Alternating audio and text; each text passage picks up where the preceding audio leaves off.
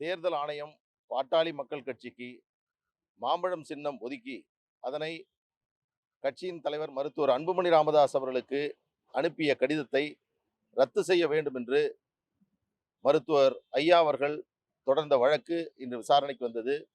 விசாரணையின் பொழுது மனுதாரர் தரப்பில் ஆஜரான வழக்கறிஞர், இந்த உத்தரவு என்பது தவறுதலாக மருத்துவர் அன்புமணி ராமதாஸ் அவர்களுக்கு அனுப்பப்பட்டிருக்கிறது, இது எங்களுக்குத்தான் அனுப்பியிருக்க வேண்டும், அந்த மாம்பழம் சின்னம் ஒதுக்கி தேர்தல் ஆணையம் கொடுத்த அந்த உத்தரவை ரத்து செய்ய வேண்டும் என்று அவர் நீதிமன்றத்தில் முறையிட்டார்.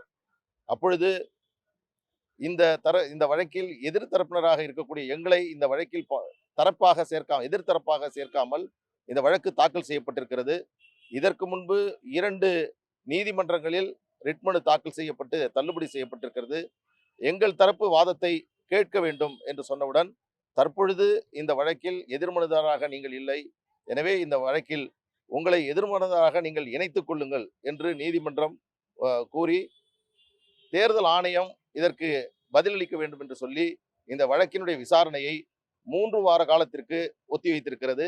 அவர்கள் இன்றைக்கு மாம்பழம் சின்னம் அன்புமணி ராமதாஸ் அவர்களுக்கு வழங்க வேண்டும் என்று கொடுத்த உத்தரவை ரத்து செய்ய வேண்டும் என்றும் அதற்கு தடை விதிக்க வேண்டும் என்றும் அவர்கள் மேற்கொண்ட இன்று முயற்சி 3 வார காலத்திற்கு ஒத்திவைக்கப்பட்டிருக்கிறது.